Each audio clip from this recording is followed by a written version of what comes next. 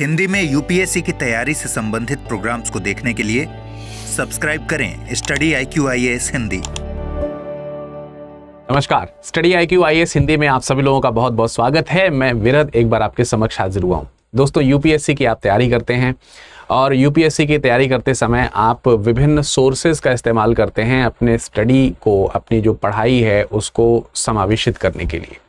मसलन आप इसके लिए या तो स्वाध्याय करते हैं यानी सेल्फ स्टडी करते हैं, या फिर आप किसी न किसी जो गाइडेंस करने के लिए जो इंस्टीट्यूट्स होते हैं लाइक स्टडी IQ, आप उनसे एसोसिएट होते हैं और उनकी सहायता लेकर के अपनी पढ़ाई को आसानी से आगे बढ़ाते हैं। इस दौरान आपको कई सारे मोड्स देखने को मिलते हैं। आप ऑनलाइन मोड में जाएं या ऑफलाइन मोड में जाएं। ऑनलाइन में भी आप यूट्यूब से पढ़ रहे हो या फिर पेड बैचेस पढ़ रहे हो, ऐसे डिफरेंट ऑप्शंस हैं एज पर योर रिक्वायरमेंट। तो जो आपका जो ये स्टडी है जिसमें आप तैयारी कर रहे होते हैं, इसमें बाकी समस्त चीज़ें जो आपके साथ जुड़ रही हैं उसमें एक बहुत ही महत्वपूर्ण भूमिका निभाती हैं एक आपकी तैयारी के दौरान, वो होती हैं आपकी किताबें। और इन किताबों का बड़ी सावधानी से चुनाव करना चाहिए, ये मेरा खास सजेशन है आपके लिए। क्योंकि किताबों की भाषा अगर आपको समझ में आती है तो अगर आपने किसी विषय को पहले पढ़ा हुआ है, वही चीज़ अगर आपको किताबों में पढ़ने को मिल जाती है तो एक परफेक्ट आपकी जो तैयारी है उसमें सहायता होती है। ये कैसे होता है पहले तो हम इसके ऊपर चर्चा करेंगे, कुछ चीज़ें हम आपको बताएंगे। आज मैं इस वीडियो के माध्यम से इम्पोर्टेंस बताने वाला हूँ दो खास चीज़ों की। एक कि इम्पोर्टेंस क्या है बुक रीडिंग की, सेकंड बुक रीडिंग में भी यूपीएससी के प्रिपरेशन में इम्पोर्टेंस क्या है NCERT की। ये दोनों कॉन्सेप्ट अगर आपको समझ में आ जाते हैं तो आपकी तैयारी यूपीएससी की जर्नी के लिए जो आप करते हो, जर्नी करते हो, तैयारी करते हो, वो थोड़ा इजी हो जाएगा और आपके लिए काफ़ी हेल्पफुल भी रहेगा। तो चलिए शुरुआत करते हैं। सबसे पहले तो मैं आपको बता दूं कि बुक्स की आवश्यकता क्यों पड़ती है। तो मैं बुक्स की आवश्यकता के लिए अगर बात करता हूं तो जैसे हम लोग कोई भी चीज़ प्रिपेयर करते हैं, यूपीएससी की प्रिपरेशन कर रहे हैं, तो अकॉर्डिंग टू यूपीएससी पैटर्न ही हमको चलना होता है।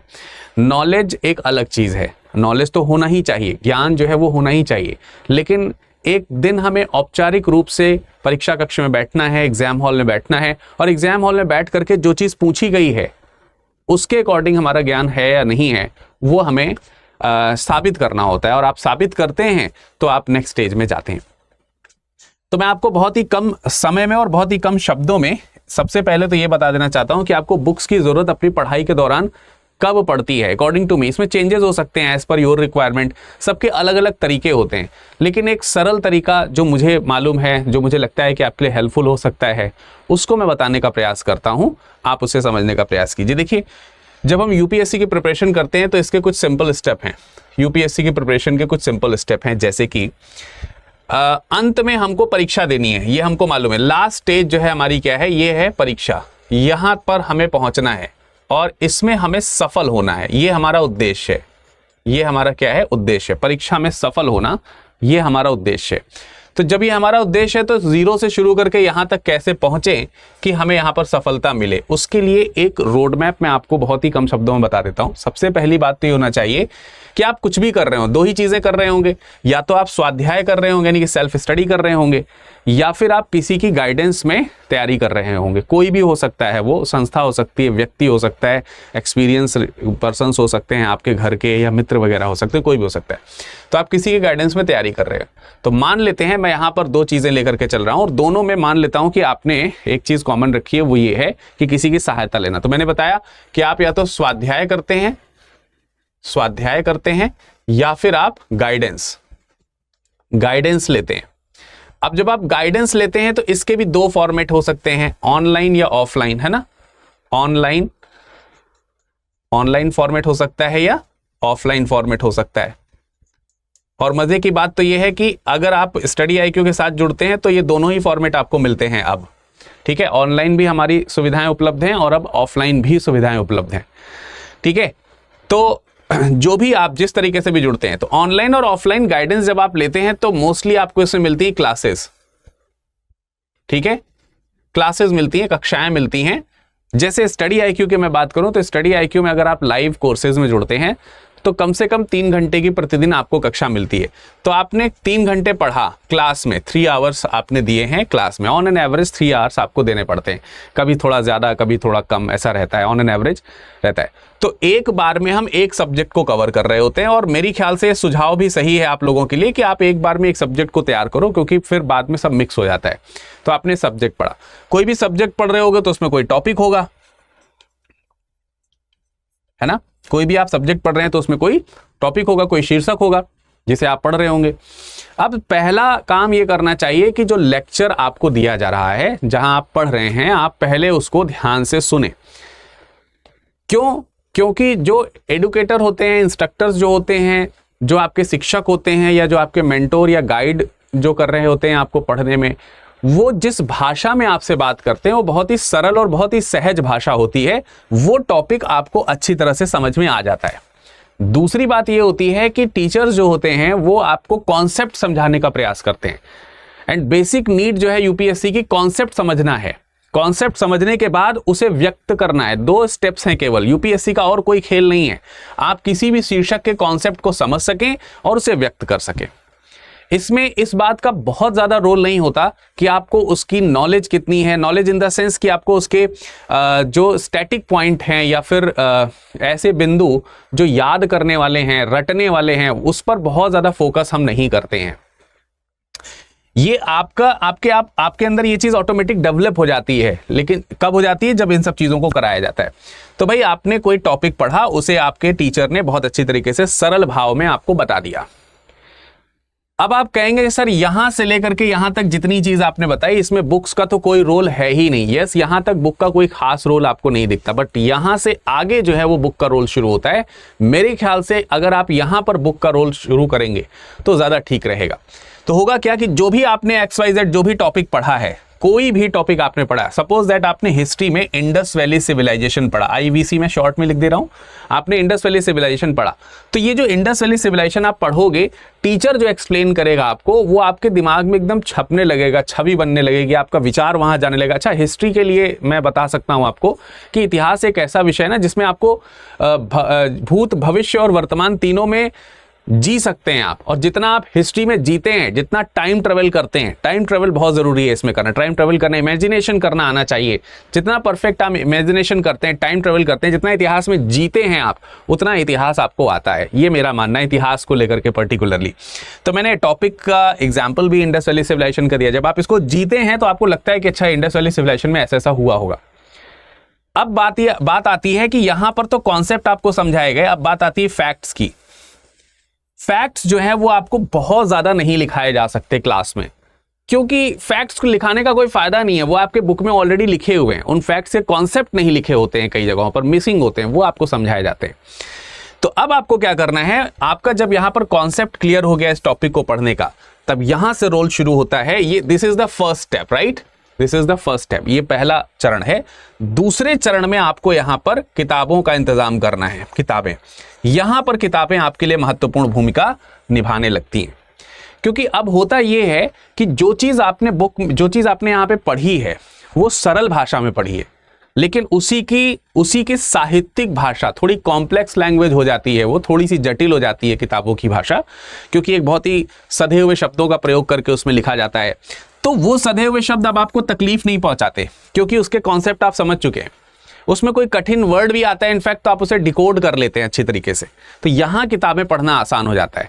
अब यही किताब कुछ लोग पहले अगर पढ़ते हैं तो कंफ्यूजन क्रिएट हो सकता है उस टॉपिक के प्रति, वो चीजें समझ में नहीं आ सकती हैं। हो सकता है कि उसके प्रति इंटरेस्ट आपका वो आपको डिमोरल कर दे, और फिर जब आपको फैकल्टी वो चीज पढ़ाए, टीचर आपके वो पढ़ाए, तो आपका मन भी उसमें ना lage। तो बेहतर है कि यहां से शुरुआत कीजिए, फिर किताबों में इंटरेस्ट डेवलप हो जाएगा। कह रहे हाँ ये तो क्लास में पढ़ाया गया था, यही तो था, इसके आगे ये भी चीज ऐड है क्या। सो किताबों का कॉन्सेप्ट यहां से शुरू हो जाता है। तो अब इससे क्या होगा कि जो फैक्ट हैं वो भी आपको मिलेंगे, कॉन्सेप्ट आपको मिल चुके हैं, एक कंप्लीट उस टॉपिक की तैयारी आपकी यहां क्लास और बुक से हो जाएगी। ये सेकंड स्टेप है, यहां पर बुक का रोल बहुत है। और मैं जरूर कहूंगा कि क्लास करने के बाद जो लोग किताबें नहीं पढ़ते हैं वो यूपीएससी की तैयारी करना ही छोड़ दें बिल्कुल, कोई जरूरत ही नहीं है पढ़ने की, क्योंकि यार कंप्लीट नहीं हो पाएगा। किसी को लगता है कि क्लास के भरोसे हम सब कुछ निकाल देंगे, ये ठीक नहीं है ना। वो फैक्ट्स कहाँ से आ रहे हैं, वो कॉन्सेप्ट कहाँ से आ रहे हैं, उनके फैक्ट्स जानना भी आपका ज़रूरी है, काम है। तो ये चीज़ आपके ऊपर डिपेंड करेगी। आपको बुक की एक एक लाइन तो कोई भी नहीं पढ़ाएगा, कोई भी नहीं पढ़ाएगा, वो पढ़ना आपको है, वो आपके हिस्से की मेहनत है, वो करना पड़ता है। तो वो बुक आप पढ़ेंगे तो आपको कॉन्सेप्ट क्लियर हो जाएगा। अब देखो, इसके आगे की बात पहुंचा देता हूं आपको मैं यहाँ तक, वैसे तो इंपॉर्टेंट यहीं तक है। फिर जब आप बुक पढ़ लेते हो ना, तो थर्ड प्लेस पे, तीसरे नंबर पे एक महत्वपूर्ण चीज आ जाती है, और वो क्या है कि आपके पास में अब पूरा जो भी टॉपिक था उससे रिलेटेड सारी चीजें क्लियर हैं। अब आप बेटा इसके बनाइए नोट्स। अगर आपके पास में क्षमता है नोट्स बनाने की तो आप इसके अब बनाइए नोट्स। कुछ लोग यहां क्लास करने के बाद ही नोट्स बनाना शुरू कर देते हैं। मेरा सुझाव है कि क्लास करिए, फिर उसी टॉपिक को बुक में पढ़िए, फिर उसके नोट्स बनाइए। और नोट्स में लाइन नहीं लिखनी है, नोट्स में आपको शॉर्ट नोट्स बनाने चाहिए। उसमें आपको जो सिनॉप्सिस जिसको कह सकते हैं हम, सिनॉप्सिस आपको तैयार करने चाहिए, ये जरूरी है नोट्स में। तो ये आप नोट्स में ये चीज बनाएं। अब आपने तीसरा स्टेप जब फॉलो कर लिया, तब चौथे चरण में आपको जाना चाहिए, फोर्थ जो है आपका पार्ट है उसमें जाना चाहिए। और फोर्थ चरण जो है, चौथा चरण जो है, वो है आपका रिवीजन का, रिवीजन। तब आप यहां पर रिवीजन करें, तो अब यहां पर जब आप रिवीजन करोगे ना, कुछ लोग कहते हैं सर हम रिवाइज करते हैं, हमें याद ही नहीं होता, हम भूल जाते हैं। तो आप भूल क्यों जाते हो? क्योंकि आप ये पढ़ते हो फिर यही रिवाइज करने लगते हो, फिर बीच में कभी अचानक से किताब से रिवाइज करने लगते हो आप। तो ना पूरा कॉन्सेप्ट यहां का आपको पता है, ना पूरा कॉन्सेप्ट यहां का पता है, मिसिंग है। तो जब ये दोनों पढ़ने के बाद जब आप नोट्स अपने तैयार करते हैं, तो रिवीजन हमेशा नोट से करना चाहिए। फिर उसमें लेक्चर और बुक्स की खास आवश्यकता नहीं है। लेक्चर और बुक्स की आवश्यकता रिवीजन में तब पढ़नी चाहिए जब आप रिवीजन कर रहे हो, आपके सिनॉप्सिस में कहीं कोई प्रॉब्लम आ रही है कि नहीं क्लियर हो रहा है कि यार ये क्या लिखा था मैंने उस समय। तब आप जाइए, रेफरेंस लीजिए बुक्स का, बुक्स के बाद आप वीडियोस का रेफरेंसेस लीजिए, तो वो आपको रिकॉल हो जाएगा कि हमने क्या पढ़ा था वहां पर। तो ये है तरीका रिवीजन का। और इसके बाद आता है फिफ्थ एंड लास्ट स्टेप, जो बेसिकली आपको यहां तक पहुंचाता है। यहां से ठीक पहले का स्टेप है ये। तो पांचवें स्तर में आप टेस्ट लगाइए, टेस्ट, मॉक टेस्ट जिसको बोलते हैं, मॉक टेस्ट लगाइए यहां पर, जिससे कि आपका रिवीजन कितना हुआ है वो आपको पता चले। जब तक टेस्ट नहीं लगाओगे तब तक आपको ये लगेगा कि हमने सब कर लिया, सब हमको आता है। नहीं आता है आपको। कैसे चेक होगा? यहां से चेक होगा। जब आपने यहां भी चेक कर लिया और यहां पर जब आपके रिजल्ट्स आने लगे, देन यू आर फाइनली कि आप वहां पर जा सकते हो, आप रेडी हो, और फिर देखो आपको सफलता मिलेगी। ये है पूरा। तो आपको समझ में आ गया होगा what is the importance of book. Book की इंपॉर्टेंस आपको समझ में आ गई, राइट? चलिए, इन्हीं किताबों में मैं एक रोल आपको और बता देता हूं।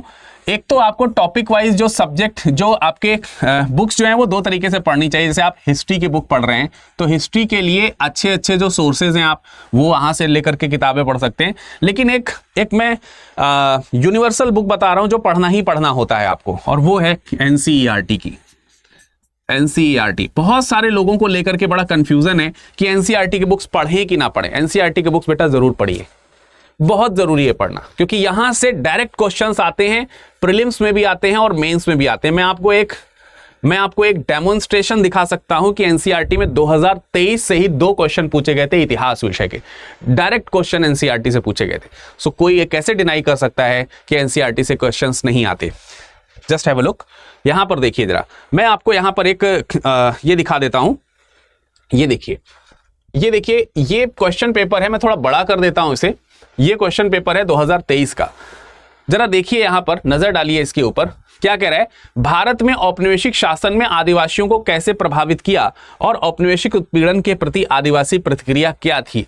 ये पूरा चैप्टर ही आदिवासी के नाम से आपको शायद क्लास 8th या 9th में देखने को मिल जाएगा। पूरा चैप्टर ही है, वहीं से डायरेक्ट क्वेश्चन पूछा गया है। बताइए, एनसीईआरटी का ही क्वेश्चन है, कोई डिनाई नहीं कर सकता है। एनसीईआरटी की इंपॉर्टेंस है ये। अच्छा, एक और मैं आपको क्वेश्चन डायरेक्ट एनसीईआरटी का दिखाता हूं। ये 12th क्लास की एनसीईआरटी का क्वेश्चन है, जरा देखिएगा। ये महात्मा गांधी और रविन्द्रनाथ टैगोर में शिक्षा और राष्ट्रवाद के प्रति सोच में क्या अंतर था। पूरा चैप्टर ही है गांधी और राष्ट्रवाद के ऊपर, और उसी में ही आपका ये रविन्द्रनाथ टैगोर की शिक्षा और राष्ट्रवाद का उदाहरण बाकायदे दिया गया है। अगर वो चैप्टर आप पढ़ करके जाते हैं तो आप वहां से आसानी से इसके बारे में लिख सकते हैं। बताइए कितना इंपॉर्टेंट है एनसीईआरटी। ये एनसीईआरटी की इंपॉर्टेंस है। तो मैं आपको यही बता रहा था कि यार NCERTs are very important thing. आप अपने यूपीएससी की तैयारी में एनसीईआरटी को जरूर रखें।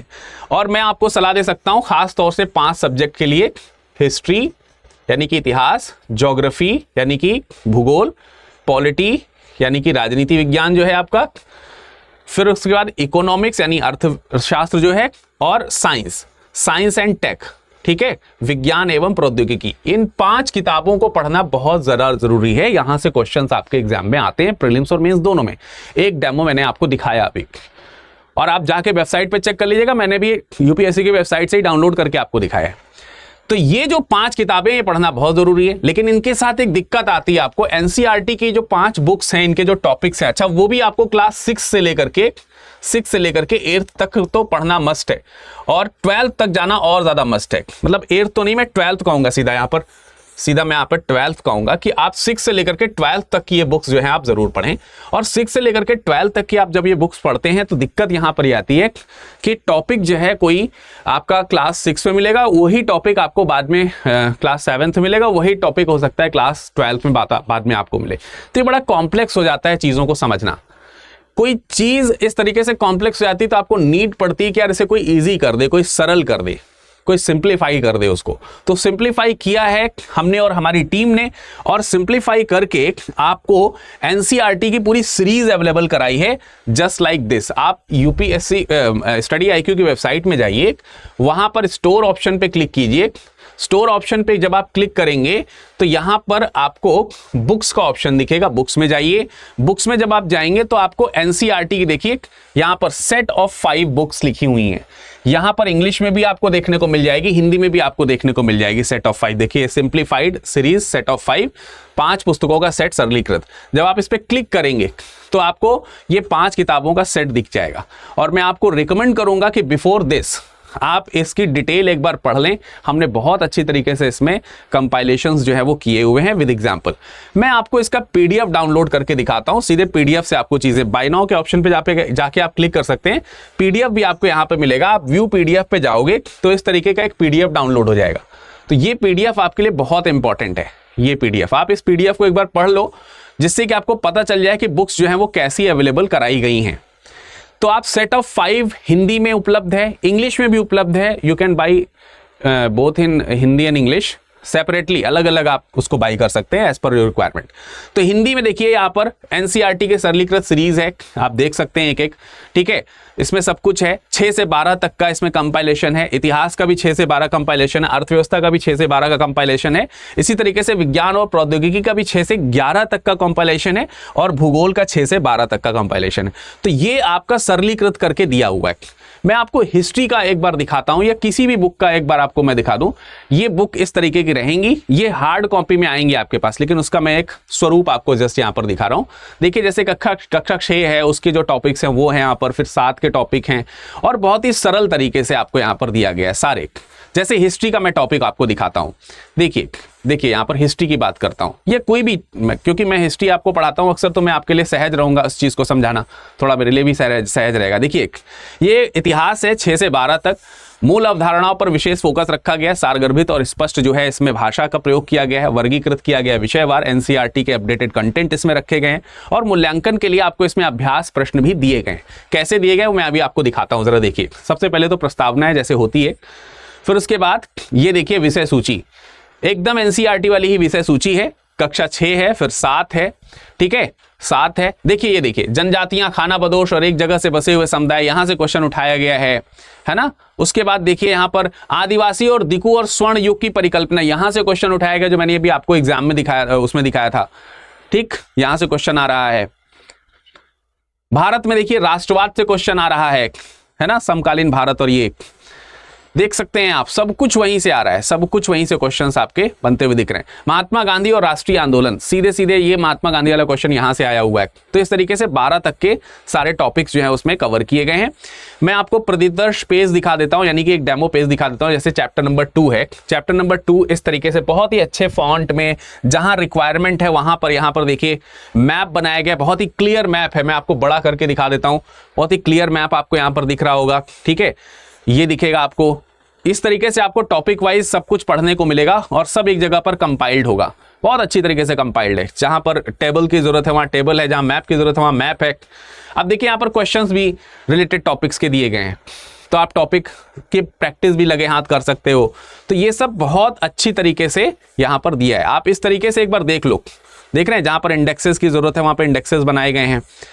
तो ये जो सरलीकृत सीरीज है एनसीईआरटी की, ये आपके लिए बहुत इंपॉर्टेंट है और बहुत ही 5 किताबों का ये सेट आपको उपलब्ध हो रहा है बहुत ही न्यूनतम शुल्क में।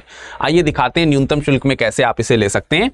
ये आपको बाय नाउ का ऑप्शन पे यहीं पर जाना है। आप बाय नाउ के ऑप्शन पे जाकर के क्लिक कर सकते हो। जैसे ही बाय नाउ के ऑप्शन पे क्लिक करोगे, आपको यहाँ पर अपनी डिटेल फिल कर देनी है। जैसे हमारी डिटेल यहाँ पर आपको फिल हुई दिख रही है, उसी तरीके से आपको डिटेल फिल कर देनी है। उसके बाद अवेलेबल ऑफर पे आपको क्लिक करना है। यहाँ पर 3-4 ऑफर ऑलरेडी अवेलेबल हैं, इसमें से कोई भी ऑफर मत लगाइए क्योंकि मैक्सिमम डिस्काउंट इस पे नहीं मिलेगा। तो फिर मैक्सिमम डिस्काउंट किस पे मिलेगा? जब आप इसमें मेरा कोड लगा देंगे।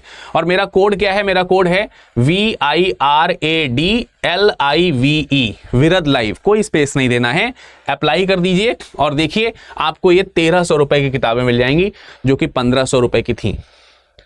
तो 1300 की आपको ये बुक्स इतनी इंपॉर्टेंस के साथ में बहुत ही सहज भाव से मिल जा रही है। एकदम आपको ये खरीदना चाहिए, तुरंत खरीदना चाहिए। यहाँ पे बाय नाउ के ऑप्शन पे क्लिक कीजिए। तो बड़ा सिंपल सा यहाँ पर आपको तरीका दिया गया है, आप विरद लाइव कोड का इस्तेमाल करते हुए कर सकते हो, राइट। तो आई होप कि आपको एनसीईआरटी कैसे परचेज करनी है, उसकी इंपॉर्टेंस क्या है, कौन सा कोड लगाना है। मैं बड़ा बड़ा कोड लिख देता हूं, कोड में लेकर के किसी को कोई कंफ्यूजन नहीं होना चाहिए। मेरा कोड है विरद लाइव, VIRADLIVE। ये कोड आप कहीं डायरी में नोट कर लीजिए बेहतर तरीके से। स्टडी आईक्यू में कोई भी कोर्स, कोई भी बुक, कोई भी प्रोडक्ट आपको परचेज करना है, उसके लिए ये कोड आपके लिए काम आएगा। हिंदी में किताब खरीदनी हो, इंग्लिश में किताब खरीदनी हो, या फिर आपको कोई कोर्स ऑनलाइन ऑफलाइन परचेज करना हो, या फिर कोई भी स्टेट पीएससी की तैयारी करनी हो, बैंक एसएससी, किसी भी चीज की तैयारी करनी है, सब में विरद लाइव कोड आप लगाएंगे तो आपको मैक्सिमम डिस्काउंट जो है वो यहाँ पर मिल जाएगा।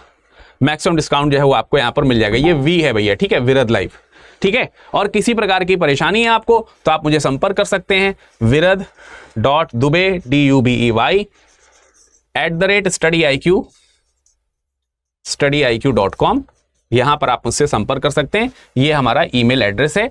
और इसमें अगर आप केवल इतने नाम से सर्च करोगे virad.dubey के नाम से, तो आप मुझे टेलीग्राम और इंस्टाग्राम पे भी संपर्क कर सकते हो, ठीक है। किसी भी प्रकार की परेशानी हो तो आप उससे यहां पर मिलिए। तो आई होप कि आपको ये समझ में आ गया होगा कि आपका एनसीईआरटी सीरीज कितना इंपॉर्टेंट है। जल्दी से जल्दी परचेज कीजिए, अपनी यूपीएससी की तैयारी सुगम बनाइए। Thank you. हिंदी में यूपीएससी की तैयारी से संबंधित प्रोग्राम्स को देखने के लिए सब्सक्राइब करें स्टडी IQ IAS हिंदी।